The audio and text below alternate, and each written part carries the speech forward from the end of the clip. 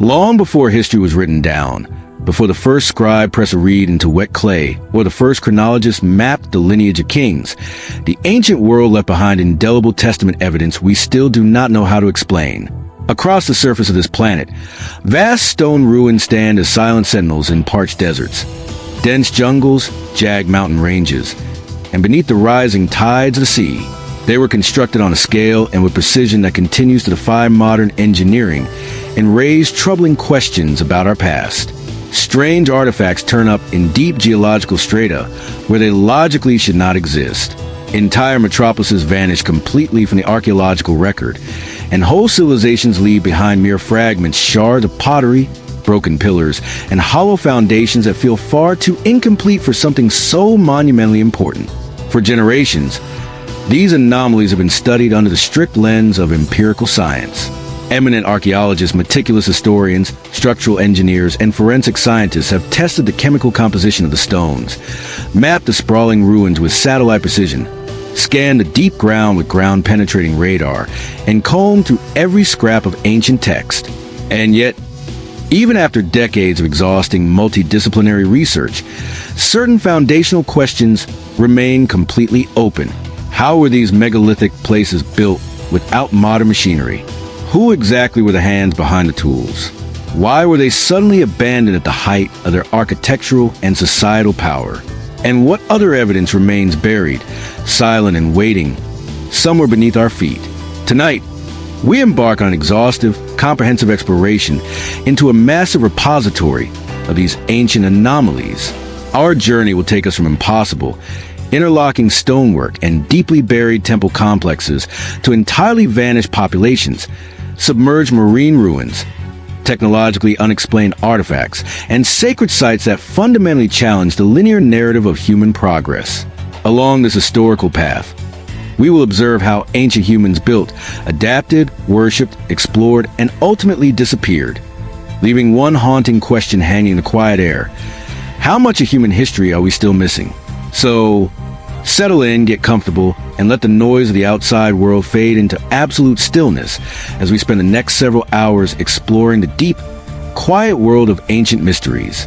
As always with our long-form documentary videos, the visual descriptions provided are crafted for extra atmospheric context, but you do not need to watch the screen to absorb the depth of these historical chronicles. You can safely leave this recording playing while you work, rest, study, or gently drift off to sleep. Let the silence of the past speak. We are beginning our journey now. In the fertile Sichuan Basin of southwestern China, near the modern city of Guanghan, archaeologists in the late 20th century uncovered one of the most baffling and transformative discoveries in East Asian history. Beneath deep, heavy layers of ancient agricultural soil, they stumbled upon the physical remains of an advanced Bronze Age civilization that was completely unknown to traditional Chinese historical records. Massive bronze masks with prominent, staring eyes, heavy gold-colored heads, and monumental sculpted figures with elongated noses lay packed tightly into sacrificial trenches filled with charcoal ash, burnt animal bones, and deliberately broken ritual artifacts. The archaeological site became known globally as Sanxingui the Three-Star Mounds, and it revealed a culture so technologically sophisticated and so artistically distinct from its contemporaries that it fundamentally shattered the long-held monolithic view of Chinese prehistory. The long unraveling of this mystery began quietly in the spring of 1929. A local farmer named Yan Daoqing, along with his son, was digging a deep irrigation ditch to channel water to his fields when a spade struck a hard, resonant object hidden beneath the clay. Clearing away the mud, he unearthed a massive cache of ancient jade pieces, blades, tablets, and decorative rings. At the time, the discovery attracted very little academic attention outside the local region. The artifact slipped into private collections and local markets, while the fields of Sanxingui returned to their quiet, agricultural routine. Decades passed, marked by war, political transition, and landscape changes, until the summer of 1986, when workers excavating clay for a local brick factory accidentally broke into something far larger. Archaeologists were immediately dispatched to the site, exposing two massive, rectangular sacrificial pits that had lain undisturbed for over 3 millennia. What they found within those trenches stunned the international archaeological community. Layered systematically within the earth were more than 100 large bronze masks and sculpted heads, monumental bronze trees covered in intricate botanical and avian decorations, dozens of intact elephant tusks, and heavy gold ornaments weighing several kilograms each. Radiocarbon dating and typographic analysis place the creation and burial of these artifacts to around 1200 BC, positioning them precisely at the chronological height of the global Late Bronze Age. Before the groundbreaking discoveries at Sangsingdui, historians and mainstream consensus believed that the undisputed cradle of Chinese civilization lay almost entirely over 1,000 kilometers to the northeast, in the Yellow River Valley. It was there that the early documented dynasties of Xia, Shang, and Zhou emerged, leaving behind rich written records on oracle bones and bronze ritual vessels characterized by tight, geometric animal motifs known as Taotai. The Sangsingdui find, however, were isolated deep in the southwestern interior, surrounded by mountain ranges, and showed no stylistic or cultural connection to the Shang dynasty. Their artistic sensibilities were unlike anything ever discovered elsewhere in China or anywhere else in the world. The bronze masks are undoubtedly the most visually striking and conceptually enigmatic feature of the entire discovery. Some of these cast bronzes measure well over a meter in horizontal width. They feature highly exaggerated, non-human characteristics. Massive, almond-shaped eyes that slant sharply upward, long, pointed ears that resemble wings, and enormous, straight-edged prominent noses. Most mysteriously, several of the largest masks possess long, cylindrical protruding pupils that extend outward from the eye sockets like mechanical lenses, giving the faces a lifelike, deeply unsettling, and omniscient gaze. Another series of life-size bronze heads were completely encased in thin sheets of pure gold leaf, hammered precisely onto bronze contours, so that the faces appeared expressionless, uniform, yet intensely commanding. The metallurgical craftsmanship required to produce these monuments is extraordinary. Forensic analysis of the alloy reveals a high tiny and lead content, an intentional chemical mixture that lowered the melting point of the metal and allowed the ancient smiths to achieve incredibly crisp details and remarkably thin, hollow cast walls despite the colossal physical dimensions of the masks. The faces all share distinct non-traditional traits: elongated brows, sharp, angular noses, and wide, linear mouths that form a tight, unreadable grimace. Yet they vary subtly in their ornamentation and expressions. Some appear calm and meditative. Others possess a fierce, protective quality. A few are adorned with incredibly complex, towering headdresses that suggest a strict social hierarchy, priesthood, or divine status within the forgotten community. The sheer physical features of these visages led some early 20th century scholars to wildly speculate about foreign migrations or lost, non-Asian populations. Modern DNA testing and comprehensive geological sourcing of the copper mines have confirmed that the artifacts were entirely local creations, forged from materials found within the Sichuan region. Yet the core question of what these exaggerated features represent remains entirely unanswered. Alongside the masks, archaeologists uncovered a stunning, life-size bronze human figure standing nearly 3 meters tall upon an elaborate, decorated pedestal. The figure's arms are cast in an exaggerated, circular embrace, its oversized hands open as if holding thick stuff, a heavy ivory tusk, or a sacred ritual object that has long since rotted away or been removed. Nearby in the pits lay the fragmented remains of several massive bronze trees. The largest, when laboriously reassembled by conservators, stands over 4 meters high.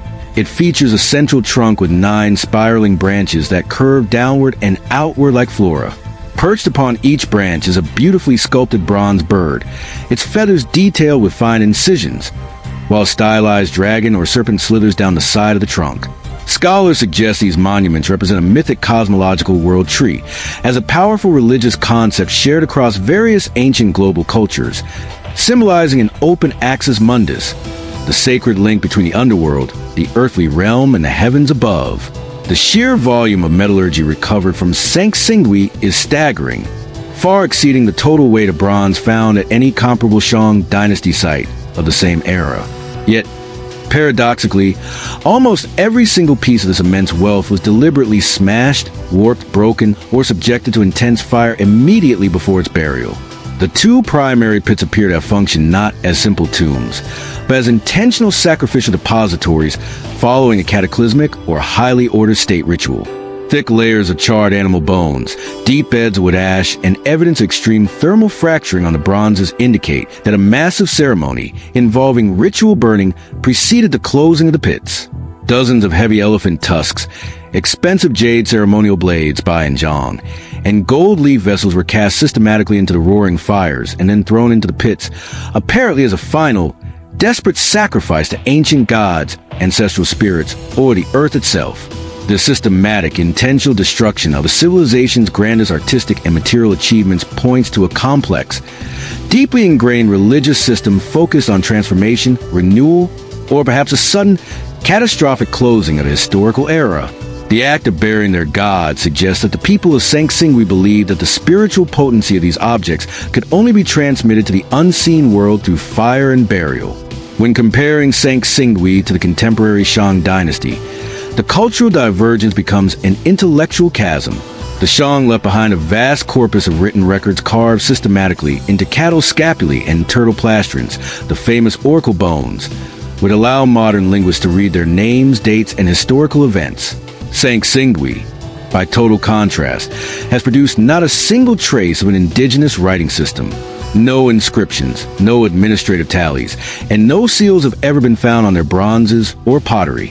Furthermore, while the Shang focused their metallurgy on small, highly functional ritual wine vessels meant for elite ancestral feasts, Sangsingui focused exclusively on monumental, public, and intensely expressive sculptural art. This stark contrast proves that Sangsingui belonged to an entirely independent, highly sophisticated civilization that developed in total isolation within the mountain-ringed Sichuan Basin.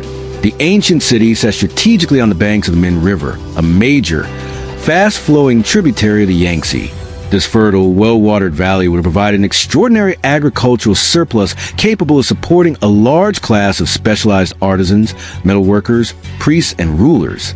It also served as a critical nexus for ancient trade routes, linking the deep, isolated interior of southwestern China with the northern plains, the coastal regions, and potentially the trade networks of Southeast Asia and Upper Burma.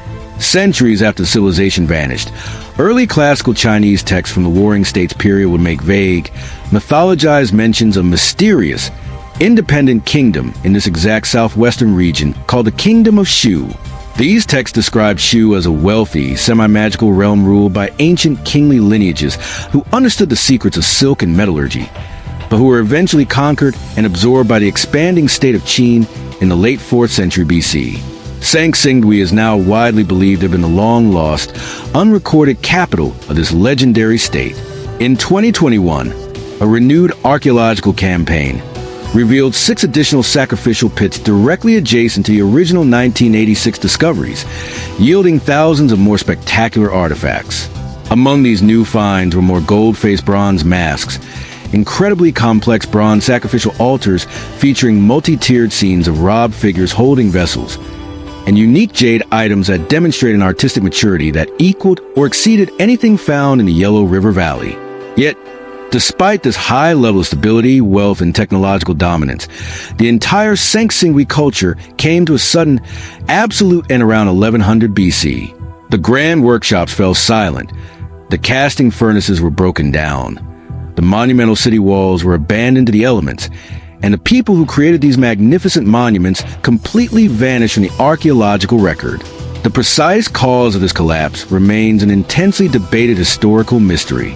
Detailed geological core sampling of the Sichuan Basin suggests that a massive, cataclysmic earthquake occurred around 3,000 years ago, causing severe landslides in the mountains that completely diverted the flow of the Min River. By shifting the river's path away from the city, the earthquake would have instantly cut off the settlement's vital water supply, dried up its complex network of transport canals, and rendered its extensive agricultural irrigation systems useless. This environmental catastrophe would have forced the entire population to suddenly abandon the metropolis in search of water. Other scholars argue for internal civil war, a religious coup, or a sudden, devastating invasion by outside nomadic forces. Whatever the ultimate cause, the civilization left behind no direct descendants who retained memory of their achievements, leaving their grand monuments to rot beneath layers of river silt and soil. The artistic legacy they left behind remain a profound puzzle. The faces of the masks, with their non-human geometry and completely emotionless, distant expressions, appear far more divine than mortal. They may depict ancient clan gods, deified kings of Shu lineage, or spiritual intermediaries designed to look between the physical world and the unseen cosmos. The presence of pure gold coverings suggests these were not mere decorations, but highly sacred, spiritually charged icons used in state-level shamanistic rituals. No single historical theory can fully account for the sheer artistic and technological sophistication achieved by this isolated culture. The monument of Sangsingui stand as a powerful reminder that history is rarely a simple, linear progression from a single center. Long before the unification of China, a brilliant, independent, and completely unrecorded empire of bronze and gold flourished in the shadows of the Sichuan Mountains, celebrated its mysterious gods through spectacular rituals of fire and destruction, and then stepped quietly into the absolute silence of the earth. Off the remote southern coast of Japan, beneath the famously clear, fast-moving waters of the East China Sea, lies one of the most polarizing and structurally puzzling underwater formations ever documented on this planet. Scuba divers exploring the depths describe a landscape dominated by vast terraces of solid sandstone, incredibly sharp-edged staircases, long, straight corridors, and monolithic pillars rising directly from the rocky seafloor. The site is located just off the coast of Yonaguni Island, the westernmost point of Japan's Ryukyu archipelago, situated only a short distance from the northern coast of Taiwan. Known throughout the world as the Yonaguni Monument, it is a place where marine geology and classical archaeology collide in a bitter intellectual dispute, where the boundary between natural geological formations and intentional ancient human construction remains profoundly uncertain. The monument was discovered completely by accident in the winter of 1986 by a local Japanese diving instructor named Kahachiro Aratake. While searching for new underwater locations to observe hammerhead sharks for tourists, Arataki dove into an uncharted area off the island's southern point known as Arakawa Point, approximately 25 meters below the churning surface. He suddenly found himself face-to-face with an immense, dark stone structure that stretched for more than 70 meters in length and rose 25 meters straight up from the seabed. Its surfaces appeared far too flat, its parallel lines too straight, and its right-angled corners far too clean to be the result of random ocean currents or natural underwater weathering. To Aratake, the immense formation looked exactly like a stepped pyramid or a grand ceremonial terrace. Broad, flat platforms descended at regular, measured intervals, with each tier connected by sharp-edged vertical stone faces and apparent stairways. News of his extraordinary discovery spread rapidly through Japan's maritime and academic communities, eventually catching the attention of marine geologists, engineers, and historical researchers. When systematic underwater mapping surveys began, the true, staggering scale of the Yonaguni Formation finally became clear to the world. The main structure consists of an enormous single mass of sandstone and mudstone bedrock, connected directly to the underlying geology of the island. It features multiple massive terraces, broad rectangular plazas, and perfectly vertical walls that meet at precise 90-degree angles. On its southern face, a towering staircase rises in near-perfect geometric symmetry, leading up to a broad upper platform. Other distinct features mapped by divers include a narrow, 2-meter-wide trench or corridor that encircles a portion of the structure, deep pairs of parallel holes drilled or eroded directly into the upper stone, and a massive, isolated triangular block located nearby. Often referred to by locals as a turtle monument due to its distinct animalistic silhouette, the academic debate regarding the monument's true origin erupted almost immediately and remains completely deadlocked to this day. Mainstream geologists strongly argue that the entire Yonaguni Monument is a completely natural formation, the grand result of unique tectonic forces, subsurface fracturing, and aggressive marine erosion. The Ryukyu Island chain is situated in one of the most seismically active zones on Earth, prone to frequent, intense earthquakes and volcanic activity. The local sandstone rock layers inherently break along highly regular, vertical and horizontal joints, naturally producing sharp, geometric blocks and clean planes when subjected to stress. Over thousands of years, Powerful underwater currents, combined with the crushing action of surface waves during periods of lower sea levels, would have washed away the softer debris, smoothing the flat sandstone surfaces and accentuating the razor-sharp right angles visible today.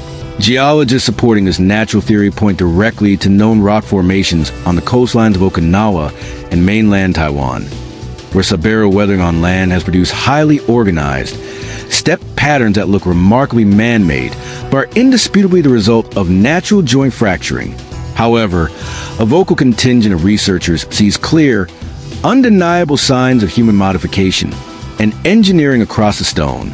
The sharp, consistent 90-degree corners, the absolute flatness of the horizontal plazas, and the presence of identical, repetitive features across large sections suggest a level of deliberate design that nature rarely produces. Some underwater surveyors have identified what they believe are clear tool marks, chiseled steps, and deliberately carved drainage channels on the upper platforms. The Grand Staircase, for example, features individual steps that rise at a highly consistent height, which some argue would be impossible to create through random tectonic fracturing alone. The most prominent and dedicated advocate for the man-made hypothesis was the late Dr. Masaaki Kimura, a marine geologist from the University of the Ryukyus. After conducting more than 100 individual research dives and spending hundreds of hours underwater mapping every square meter of the structure, Kimura proposed a radical historical theory. He argued that the Yonaguni Monument represents the architectural remains of a massive, ancient ceremonial complex or city that was constructed during the height of the last ice age, a time when global sea levels were more than 100 meters lower than they are today. According to Kimura's extensive calculations, the entire monument would have been completely above water between 10,000 and 12,000 years ago, standing as a dominant high point overlooking a vast coastal plain that connected Japan, Taiwan, and mainland Asia. His theory suggests that an advanced, unrecorded prehistoric civilization quarried, shaped, and utilized this natural sandstone formation as a grand temple or fortress long before the emergence of Mesopotamia, Egypt, or the Indus Valley. Then, as the Ice Age came to a sudden end and the vast continental glaciers melted, the rising ocean waters slowly submerged the entire complex, preserving its stone skeleton beneath the waves. Despite the compelling nature of Kimura's structural maps, mainstream archaeology remains highly skeptical due to a complete lack of corroborating material evidence. No stone tools, no fragments of pottery, no charcoal remains, and no human skeletal material have ever been recovered from the site. The supposed chiseled markings, tool scores, and geometric lines can all be explained by the natural process of wave-induced erosion and underwater marine fracturing. Most professional archaeologists note that human perception is naturally hardwired to recognize familiar patterns and symmetry in nature's psychological phenomenon, known as pareidolia, which can easily turn a unique geological formation into a lost ancient temple. Yet, there are specific, highly anomalous details that continue to puzzle even the most hardened skeptics. On some of the upper terraces, massive blocks weighing hundreds of tons appear to have been separated completely from the surrounding bedrock along perfectly vertical lines. Yet they have been completely removed from the area, leaving behind clean, empty spaces that strongly look like a human quarry operation. Furthermore, certain surfaces possess a polished quality that differs markedly from the rough, weathered texture of the surrounding seabed. Small, perfectly round depressions and deep, linear grooves on several stones look highly intentional, though marine organisms like sea urchins are known to create similar boring patterns over long periods. The island of Yonaguni itself possesses a rich, independent archaeological history that adds intriguing context to the underwater mystery. On land, archaeologists have discovered ancient stone structures, massive monolithic grave sites, and unique pottery shards dating back several thousand years, proving that this remote outpost was inhabited by highly organized communities long before recorded history. The Ryukyu Islands function as an important maritime trade bridge, linking the prehistoric cultures of Japan with Taiwan and Southeast Asia. Whether those early islanders possessed the social organization or engineering capacity to modify a massive stone cliff face remains an open question. If the monument was modified by human hands, its prehistoric builders would have faced extraordinary physical and environmental challenges. The local sandstone is incredibly dense, heavy, and brittle, making it exceptionally difficult to shape cleanly without metal tools. The sheer physical scale of the site, terraces stretching for hundreds of meters and vertical walls, rising multiple stories high, would imply a massive, highly disciplined labor force working in unison under a centralized plan. For this reason, most of the scientific community prefers natural geological explanations over a hypothesis that requires the existence of a highly advanced, totally unrecorded maritime civilization operating millennia before the dawn of known history. Yet the monument's striking resemblance to the steppe ziggurats of ancient Mesopotamia or the monumental ceremonial center of Mesoamerica keeps the mystery alive in the human imagination. Dr. Kimura's detailed measurements of the structure's base outline suggest proportional geometric ratios that mimic ancient sacred architecture. If nature created the Yonaguni Monument entirely through random earthquakes and wave action, it did so with an uncanny, almost miraculous precision that challenges our understanding of geological randomness. Today, Yonaguni remains one of the most visually arresting and intellectually haunting underwater destinations on Earth. Scuba divers who swim along its colossal terraces describe the surreal experience as drifting through a silent, long-lost city of giants. The deep, crystal-clear tropical water and the immense scale of the stone platforms evoke a profound sense of awe and mystery. Whether it is a magnificent masterpiece of human engineering lost to the rising seas of the Ice Age, or a breathtakingly precise anomaly of nature's geological power, the Yonaguni Monument continues to sit in the silent depths, guarding its secrets from a modern world. Far from the southern seas of Japan, high in the dry, wind-swept highlands of western Bolivia, another profound historical mystery waits carved into the very skin of the earth. Here, across thousands of square miles of arid terrain, a colossal network of perfectly straight lines stretches across the landscape, forming complex geometric patterns that are so immense they can only be fully comprehended from the sky. Known to science as the Sahama Lines, they constitute one of the most extensive and geographically massive geoglyph systems on the entire planet, covering an area that dwarfs many modern European nations. Yet, despite their incredible scale, no one knows exactly who drew them, when the first paths were cleared, or what ultimate purpose they serve in the ancient world. The Sahama Lines occupy a remote, high-altitude region west of Lake Poopó, near Bolivia's mountainous border with Chile. They stretch across roughly 22,000 square kilometers of a hyper-arid plateau, radiating outward like a complex web from the base of the massive, snow-capped volcano known as Mount Sahama from the ground. The lines are remarkably subtle, shallow, unpaved pathways measuring approximately 1 to 2 meters in width. They were created by a simple but incredibly laborious process, scraping away the dark, oxidized surface soil and weathered rocks to expose the much lighter, pale layer of clay and sediment lying directly beneath. When viewed by a traveler walking on foot, these tracks appear faint, weathered, and practically indistinguishable from ordinary animal paths or local walking trails. But from an aerial perspective, they transform into an astonishing, razor-sharp lattice of absolute geometric precision. Some of these lines extend completely straight across the landscape for more than 20 kilometers without a single degree of deviation, ignoring all natural terrain features. Early 20th century explorers and aerial photographers who first documented the region compared the Sahama network to the world-famous Nazca lines of Peru.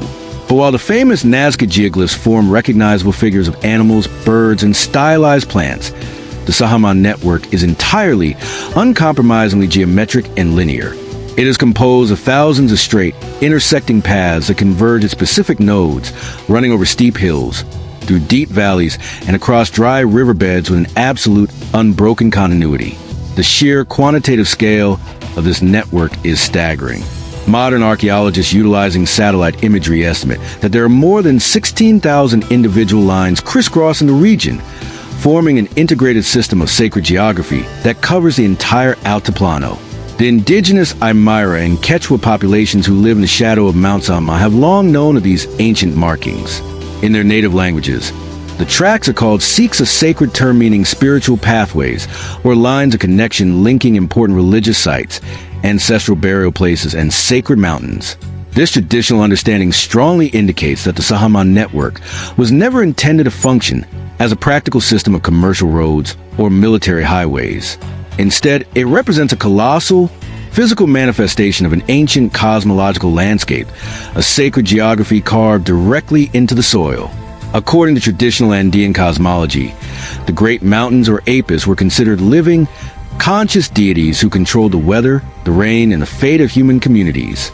The perfectly straight lines linking these mountains represented powerful spiritual conduits between individual villages, local shrines, and their sacred geography. Detailed archaeological foot surveys have identified hundreds of small stone cairns, ancient semicircular shrines, and towering mud brick burial monuments known as chulpas positioned directly along the intersections and endpoints of the paths. These structural nodes likely served as holy pilgrimage stations used for religious processions, sacred dances, or ritual offerings to the ancestors. Some lines converge perfectly on the bases of active springs or hidden alpine lakes traditionally associated with water rituals and agricultural fertility in the parched desert. This highly deliberate layout proves that the ancient builders were not simply drawing arbitrary lines for artistic expression. They were systematically inscribed a deep spiritual meaning onto the earth itself, turning the entire Altiplano into a vast, open-air temple complex where humanity could walk in direct alignment with the cosmos. Dating the creation of the Sama lines has proven to be an exceptionally difficult scientific challenge. The hyper-arid climate preserves the cleared tracks remarkably well, but because the lines are formed simply by removing rocks, there's an absolute lack of organic material within the paths themselves is subject to radiocarbon testing. The various stone structures and burial towers built along the lines date to widely different historical eras, stretching from ancient pre-Inca regional cultures like the Wari and Tiwanaku to the later Inca conquest in the 15th century. This long chronological span suggests that the network was not built in a single burst of activity, but was maintained, cleared, and expanded by successive generations over thousands of years. What makes the Sahama lines truly extraordinary is their absolute, uncompromising geometric precision across rugged, broken geography. They maintain their straight trajectories over steep ridges and down into deep ravines, never swerving to avoid natural obstacles. In some sectors, the lines climb nearly vertical hillsides and descend the opposite side with zero visible deviation, acting as if they were guided by modern optical surveying instruments far more advanced than anything known to have existed in pre-Columbian South America. The sheer structural consistency across thousands of square miles implies an incredible level of intercommunal coordination, possibly the work of dozens of dispersed clans following a single, deeply ingrained planning principle. How this absolute accuracy was achieved without an aerial perspective or sophisticated modern tools remains one of archaeology's greatest mysteries. Some historical researchers propose that the ancient surveyors used basic but highly effective sighting techniques, aligning long rows of wooden posts or burning torches across vast distances to maintain a perfectly straight trajectory before clearing the rocks.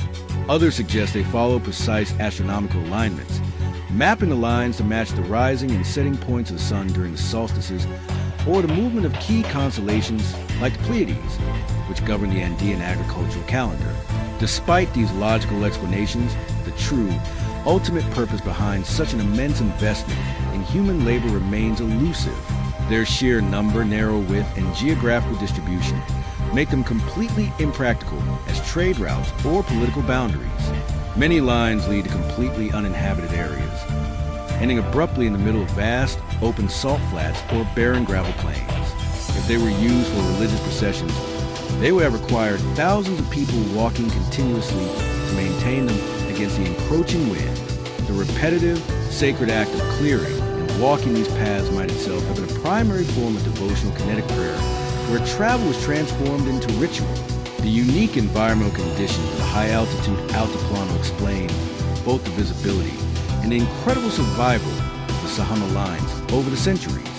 Situated at over 4,000 meters above sea level, the plateau's thin atmosphere, minimal rainfall, and freezing winds prevent vegetation from reclaiming the cleared ground. The lines, etched by exposing the pale, light-colored subsoil, contrast sharply with the dark, iron-oxidized volcanic gravel surrounding them.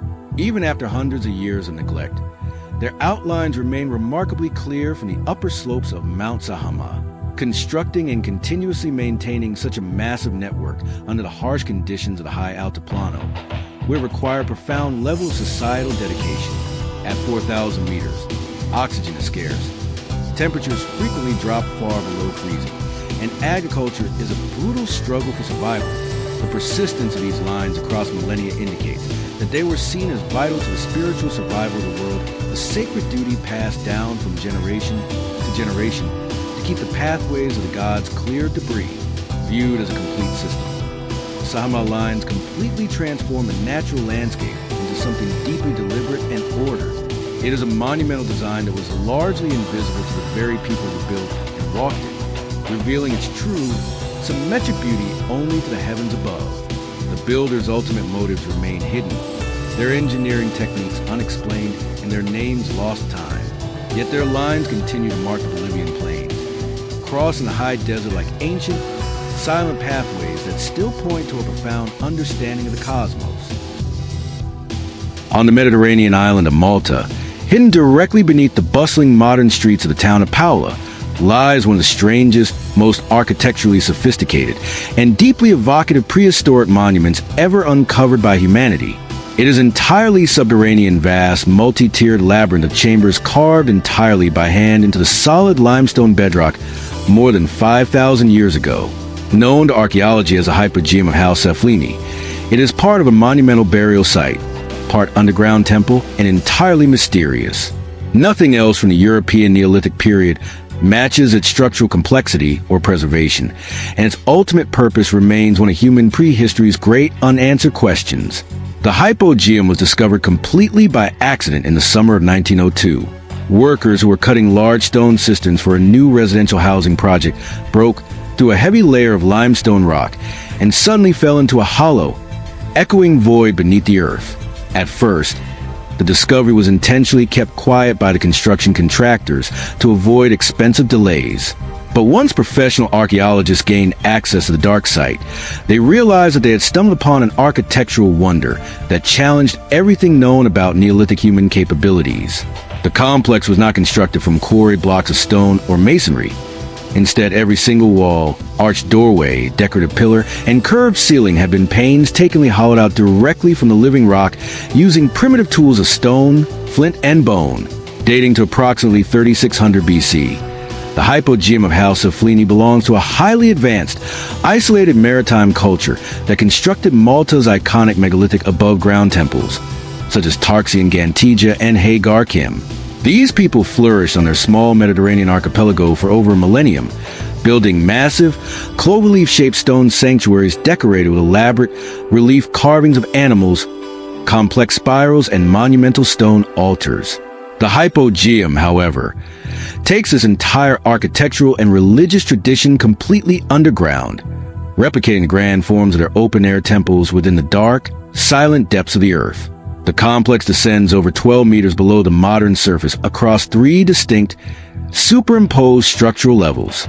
The upper level consists of a series of natural caves that were manually widened and shaped into narrow passages and small burial alcoves, representing the earliest phase of the site's use. The middle level contains the most architecturally advanced and breathtaking rooms, including the famous Oracle Room and the main chamber. Both halls feature beautifully smooth, curved walls and detailed monolithic lintels that perfectly mimic the architectural style of the surface temples. The lowest level, accessible only by a steep, carved staircase, leads down to deep, pitch-black chambers that are thought to have functioned as holy depositories or secret ceremonial spaces. During the decades of painstaking archaeological excavation, researchers recovered the commingled skeletal remains of more than 7,000 individual human beings packed into the niches and floors of the complex. Along with the bones lay thousands of diagnostic artifacts, including finely polished pottery vessels decorated with incised geometric lines, delicate stone beads, sharp obsidian blades imported from distant volcanic islands, and small, beautifully carved stone figurines. Many of the human bones show clear evidence of secondary burial practices, meaning that the bodies were originally left exposed to nature above ground to decompose, after which the clean bones were reverently gathered, brought down into the dark hypogeum, and systematically packed into the limestone chambers. This intense, prolonged practice indicates a deeply institutionalized ritualization of death and ancestor worship, where the underground structure functioned as a sacred womb of the earth. The walls and ceilings of several primary chambers were decorated with beautiful, complex patterns of red ochre paint, consisting of interlocking spirals, rows of dots, and botanical motifs that twist across the stone. In the largest hall, the ancient stonemasons sculpted false doorways, decorative corbelled arches, and hollow pillars directly out of the bedrock to create an optical illusion of grand space, perfectly imitating the architecture of their above-ground structures. Beyond its striking visual architecture, the hypogeum of House of Fleeny possesses extraordinary acoustic properties that scientists believe were intentionally engineered into the stone. The curved ceilings and highly polished limestone walls cause sound to resonate in deeply unsettling and unique ways. A single low voice speaking inside the complex can echo through all 30 chambers with a deep, vibrating acoustic frequency. Detailed acoustic experiments have revealed that low-frequency male vocalizations in the Oracle Room resonate at a frequency of exactly 110 Hz, a sound frequency known to alter brain chemistry, induce deep meditative states, and amplify the emotional impact of chanting or ritual recitation. It is highly probable that the ancient priests had specifically designed these subterranean spaces to leverage these acoustic anomalies, adding an overwhelming auditory dimension to their religious mysteries. The true, ultimate purpose of the hypogeum remains a subject of intense academic debate. While it was undeniably used as a collective tomb for thousands of citizens over centuries, its immense scale, structural complexity, and intentional acoustic properties prove that it functioned primarily as a grand ceremonial sanctuary. The physical effort required to carve out such a colossal labyrinth using nothing but handheld flint adzes, quartz stones, and deer antlers would take in decades of continuous, disciplined labor. The ancient builders manually removed thousands of tons of solid limestone bedrock, hauling the heavy debris out through incredibly narrow corridors without the aid of metal tools, draft animals, or mechanical pulleys. One of the most famous and artistically significant discoveries within the depths of the complex was a small, 5-inch clay figurine known to the world as the Sleeping Lady of Malta. This masterpiece depicts a full-figured, voluptuous woman lying comfortably on her side on a stylized woven bed or couch, her head resting peacefully upon her hand on a pillow. Her relaxed, lifelike pose contrasts sharply with the rigid, geometric fertility idols found elsewhere in Europe, suggesting to scholars that she may have represented the concept of eternal rest, psychological dream incubation, or the sacred transition between life, death, and spiritual rebirth. The architecture of the hypogeum demonstrates a profound, sophisticated understanding of structural engineering, spatial balance, and geometric symmetry. Some chambers are perfectly circular, others rectangular, yet all are balanced in their mathematical proportions. The builders utilized the red ochre pigment not merely for artistic decoration, but to deliberately highlight specific structural features, define boundaries, and mark intensely sacred areas. In the Oracle Room, a small, carved rectangular niche with a perfectly smooth interior surface was cut into the wall at head height, functioning as a primitive but highly effective acoustic amplifier for whoever spoke into it. Archaeological evidence indicates that the hypogeum was used continuously for nearly a millennium before being abruptly sealed and completely abandoned around 2500 BC. At that precise moment in history, the brilliant, isolated culture that built Malta's megalithic temples completely vanished from the islands. The great above-ground sanctuaries fell into complete ruin. The underground labyrinth was sealed with earth and stone, and no new monumental architecture was constructed on the archipelago for nearly 1,000 years. The underlying cause of the sudden societal collapse remains unknown, with theories pointing toward severe environmental degradation, prolonged droughts, resource exhaustion, or sudden social upheaval. The people who eventually repopulated the Maltese island centuries later left behind no written records or oral memories explaining who their predecessors were. And the hypogeum lay completely forgotten in total darkness for thousands of years until its accidental rediscovery. The design of House Saflieni has absolutely no structural parallels anywhere else in the ancient world. It stands as a unique monument to human precision, devotion, and architectural purpose carved into the absolute silence of solid rock, a breathtaking testament to a forgotten culture that brought the grand architecture of their gods down into the cold depths of the earth. In the parched, sun-baked plains of northern Syria, approximately 55 kilometers southwest of the ancient city of Aleppo, the forgotten ruins of a once mighty metropolis lay buried for millennia beneath a colossal mound of desert dust known to local Bedouins as Tel Marduk. For centuries, this massive hill looked exactly like any other ordinary, unrecorded ruin, dotting the Near Eastern landscape, a quiet monument to time. But in the mid-1970s, an Italian team of archaeologists uncovered something truly extraordinary beneath the heavy clay layers. The structural remains of a grand royal palace that contained one of the oldest, largest, and most perfectly preserved political archives ever discovered in human history. The ancient city was Ebla, and within the ruined walls of its royal administrative quarters lay more than 17,000 individual clay tablets and fragments, inscribed with complex cuneiform script. These precious documents preserve the intimate administrative, economic, and religious records of a wealthy and powerful Bronze Age kingdom that had completely dominated the region more than 4,000 years ago. Most remarkably, these fragile clay records survived the modern day only because the palace that housed them was subjected to a sudden, catastrophic act of military destruction. The intense burning of Ebla's royal archives by an invading army paradoxically transformed the city's tragic destruction into its ultimate preservation. When the royal palace was stormed and set ablaze around 2300 BC, raging fires swept through the administrative rooms, causing the heavy wooden shelving units holding the documents to collapse onto the floor.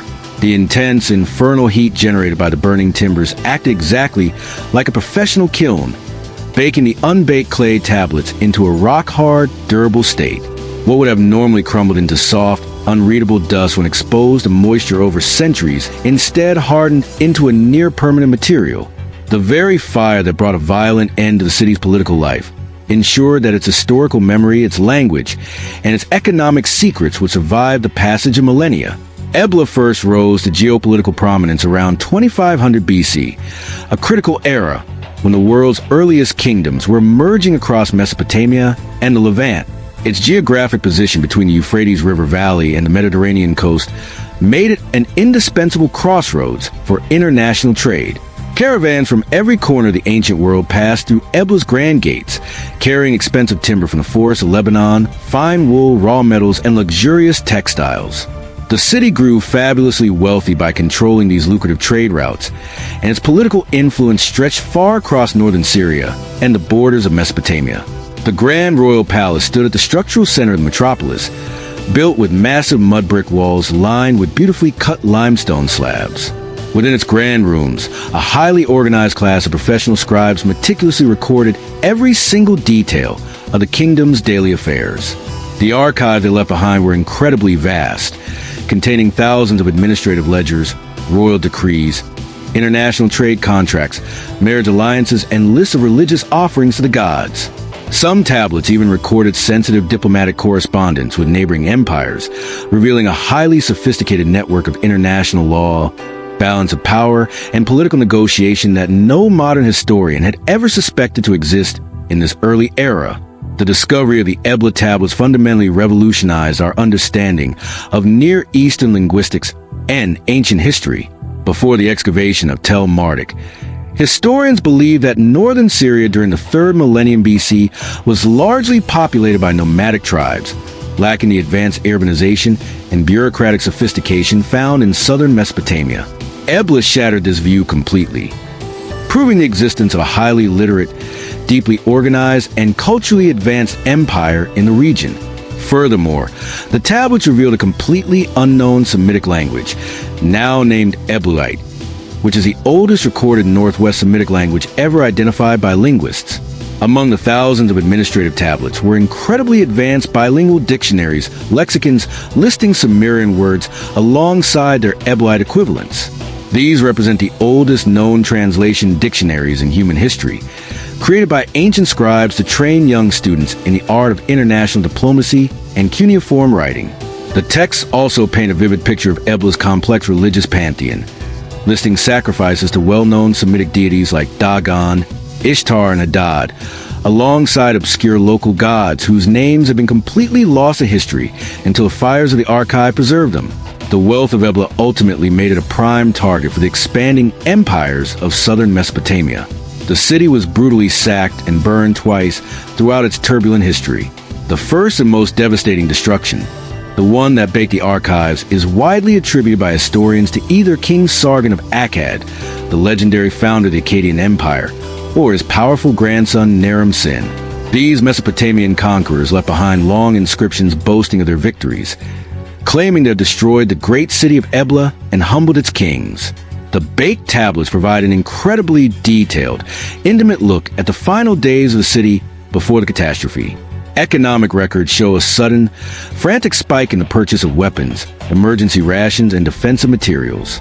Diplomatic letters become increasingly tense, revealing the breakdown of alliances and the rapid approach of enemy forces. When the final assault came, the palace was systematically looted of its gold, silver, and precious stones, after which the conquerors set fire to the grand architectural complex, completely unaware that their act of destruction would preserve the records of their enemies for eternity. Following its first destruction, Ebla was eventually rebuilt by its surviving population, but it never fully regained its former economic dominance. It was destroyed a second and final time around 1600 BC by the Hittites, after which the site was completely abandoned to the desert winds, turning into a silent mound of dust that buried the baked clay tablets beneath meters of protective earth.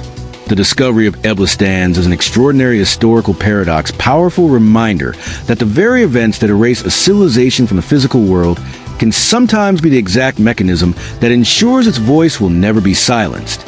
Today, the thousands of cuneiform tablets recovered from the ashes of Ebla continue to be translated by scholars around the world, slowly revealing the names of forgotten kings, the details of ancient laws, and the daily lives of citizens who lived 4,000 years ago.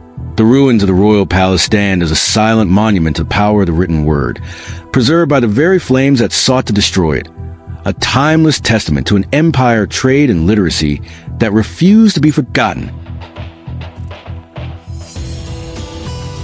Deep within the sun-drenched, rolling hills of southeastern Turkey, near the ancient city of Sanliurfa, lies an archaeological anomaly that fundamentally rewrote the established timeline of human civilization. For generations, mainstream historical consensus maintained a strict, linear progression of human development.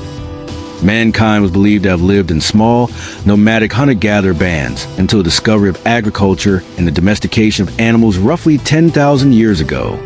Only after securing a stable, permanent food surplus, historians argued, did human societies develop the social hierarchy, division of labor, and architectural technology required to build grand monumental temples and complex religious sanctuaries?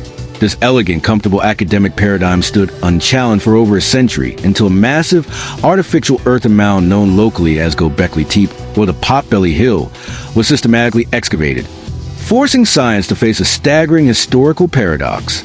The site of Göbekli Tepe sits prominently at the highest point on an elongated mountain ridge, overlooking vast plains that stretch south toward the Syrian border.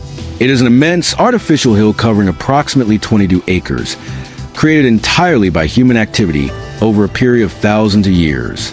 The monumental ruins were first noted during an aerial archaeological survey conducted by the University of Chicago and Istanbul University in the early 1960s, but researchers at the time dismissed the site as a mere medieval cemetery, mistaking the upper tips of buried limestone monoliths for ordinary gravestones. Decades passed, and the hill returned to its quiet stillness until mid-1990s, when a brilliant German archaeologist named Dr. Klaus Schmidt visited the ridge and recognized that the stone fragments scattered across the surface were identical to pre-pottery Neolithic tools, indicating a site of unfathomable antiquity. When Schmidt and his dedicated team began systematic excavations in 1995, they uncovered an architectural complex that sent shockwaves to the global scientific community. Buried deep within the structural layers of the hill were multiple massive, concentric circular enclosures built of heavy stone walls. Standing proudly at the center of each circle were pairs of colossal, T-shaped limestone pillars that tower over 5 meters high and weighed up to 20 tons each. Radiocarbon dating of the organic mortar and the sedimentary backfill layers yielded an astonishing, almost terrifying date. The oldest enclosures at Göbekli Tepe were constructed around 9600 BC. This places the site's creation at the absolute end of the last ice age, more than 6,000 years before the construction of Stonehenge, 7,000 years before the building of the Great Pyramid of Giza, and long before the invention of pottery, metallurgy, or writing. The sheer physical existence of Göbekli Tepe at such an incredibly early chronological date represents an architectural and sociological impossibility, according to traditional historical models. The people who quarried, carved, transported, and erected these multi-ton megaliths were not settled farmers living in organized towns with specialized administrative classes. Based on the tens of thousands of animal bones recovered from the site, representing wild gazelles, aurochs, wild boars, and deer, the builders were entirely nomadic hunter-gatherers who relied completely on foraging and wild games for survival. They had no permanent villages, no domestic crops, and no draft animals to carry heavy loads. Yet somehow, these dispersed bands possessed social organization, engineering expertise, and sustained communal were required to execute a massive, multi-generational monumental building project. The architectural sophistication of the enclosures demonstrates a profound, highly developed understanding of geometry, structural load-bearing dynamics, and spatial engineering. The T-shaped pillars were completely quarried from the surrounding limestone bedrock on the lower slopes of the mountain ridge. Using nothing but primitive handheld tools fashioned from hard flint and obsidian, the Neolithic artisans managed to cleanly separate these monolithic blocks from the earth, smooth their surfaces to a fine finish, and transport them hundreds of meters up a steep incline to the crest of the hill. The pillars themselves are highly stylized representations of a human form. The horizontal bar of the T represents a stylized human head, while the vertical shaft depicts the torso.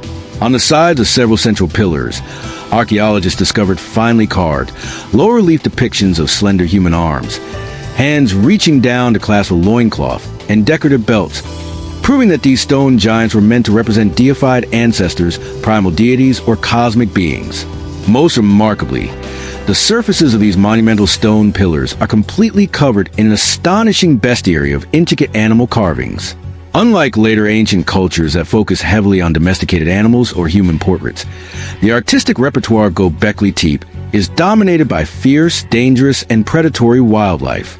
Beautifully executed reliefs of snarling leopards, stalking foxes, wild boars with prominent tusks, soaring vultures, deadly scorpions, venomous snakes, and long-legged spiders swarm across the limestone monoliths. Many of these creatures are carved in dramatic high relief, appearing to practically leap off the stone surface into the viewer's space. The precision of these anatomical depictions proves that the Neolithic artists possess an intimate, deeply respectful knowledge of the natural world and its dangers, a worldview forged through millennia of tracking and living alongside wild beasts. The presence of such complex, aggressive symbolism has led historical researchers to propose various fascinating interpretations regarding the ultimate spiritual function of the site. Dr. Klaus Schmidt argued that Göbekli Tepe was never a settlement or a residential village.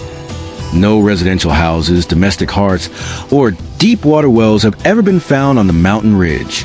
Instead, it functioned as a grand, centralized pan-regional pilgrimage sanctuary, a holy cathedral on a hill where widely dispersed nomadic hunter-gatherer clans would travel from hundreds of kilometers away to meet, trade, arrange marriages, and participate in massive, collective religious rituals. The aggressive animal carvings may have functioned as protective totems, representing individual tribal lineages, or as sacred warnings designed to guard the holy spaces from malicious spirits. Other specialized researchers, including archaeoastronomers, have noted that the highly specific orientations of the central pillars and the precise geometric layout of the enclosures appear to track key celestial events. Detailed computer modeling indicates that the enclosures may have been constructed to align precisely with the rising points of bright stars like Sirius, or to serve as a colossal solar calendar tracking the winter and summer solstices. According to this cosmic hypothesis, the intricate carvings of vultures and scorpions were not mere depictions of earthly animals, but complex representations of ancient constellations, a physical map of the night sky carved into the living rock to help the ancient hunter-gatherers track cosmic time and predict shifts in seasonal migration patterns. The environmental and sociological impact of Göbekli Tepe on the story of human development cannot be overstated. The site turns a traditional model of human progress completely on its head, proving that it was not agriculture that birthed monumental architecture and organized religion, but rather the exact opposite. The overwhelming shared desire to construct a grand spiritual center like Göbekli Tepe forced thousands of nomadic hunter-gatherers to gather in a single geographic location for extended periods. To feed this massive, centralized labor force during years of continuous construction, ancient people were forced to experiment with wild grass variants growing on the slopes of the nearby Karakidag Mountains. the exact location where modern geneticists have traced the origin of all domesticated einkorn wheat. Religion, therefore, was the primary catalyst that drove humanity to invent agriculture, fundamentally changing the course of life on Earth. For nearly 1,500 years, this magnificent sanctuary functioned as the beating spiritual heart of the Neolithic world, with older enclosures being meticulously buried with soil and new, smaller circles being constructed directly on top of them. But then, around 800 BC, something extraordinary and completely chilling occurred. The entire complex was suddenly, intentionally brought to an absolute end. The people did not simply abandon the site to the elements or leave it to be slowly reclaimed by wild vegetation. Instead, with a staggering investment of collective human labor, they systematically filled the massive circular enclosures to the brim with thousands of tons of clean limestone rubble, soil, and wild animal bones, completely burying their magnificent temples and human pillars beneath a smooth, artificial earthen mound. The precise reason behind this deliberate, massive ritual burial remains one of archaeology's most haunting mysteries. Why would a civilization spend generations carving their grandest artistic achievements, only to systematically erase them from the physical world? Some scholars suggest that a profound, radical shift in religious ideology or a major transition in human society occurred perhaps as agriculture became fully established. The old hunter-gatherer shamanistic beliefs and animal gods lost their cultural potency, leading the people to reverently bury their old gods out of deep respect. Others hypothesize that the site was buried to protect its sacred contents from an approaching cataclysmic event, an environmental collapse, or a hostile, invading group of humans who held entirely different spiritual beliefs. By intentionally backfilling the enclosures, the ancient people inadvertently performed an extraordinary service for modern science. The thousands of tons of protective limestone rubble completely seal the ruins away from the destructive forces of wind erosion, frost, and human vandalism for over 10,000 years, preserving the delicate relief carvings and structural lines in a near-pristine state. To this day, less than 10% of the total site at Göbekli Tepe has been fully excavated by researchers, with ground-penetrating radar scans revealing that at least 20 more massive circular enclosures still lie completely buried, silent and undisturbed, beneath the dark soil of the Potbelly Hill. The monument of Göbekli Tepe stands as a towering, monumental challenge to our understanding of human history, a stark reminder that advanced architecture and complex spiritual organization emerged far earlier than science ever dared to dream. Long before the first cities were mapped, before the first bronze sword was forged, or the first word was written down, ancient humans gathered on this remote mountain ridge, looked up at the stars, and carved their deep collective soul into the solid rock, leaving behind a grand masterpiece of mystery that continues to speak to us across the vast gulf of 10,000 years. Our exhaustive journey through these deep, ancient mysteries brings us back to where we began, standing on the quiet boundaries of human knowledge, looking upon the magnificent, broken fragments of our collective past, from the colossal, golden-faced masks of Sanxingui hidden in the mountains of China, to the massive, submerged sandstone terraces of Yonaguni swept by the tides of Pacific, from the kilometers-long geometric pathways of Sahamaycht into the freezing air of the Bolivian Altiplano, to the resonant, red-painted limestone chambers of House of Flini buried deep beneath the modern streets of Malta, and finally to the baked clay archives of Ebla, preserved by the very fires of war. All of these places speak to us in a single, unified voice. It is the voice of absolute silence.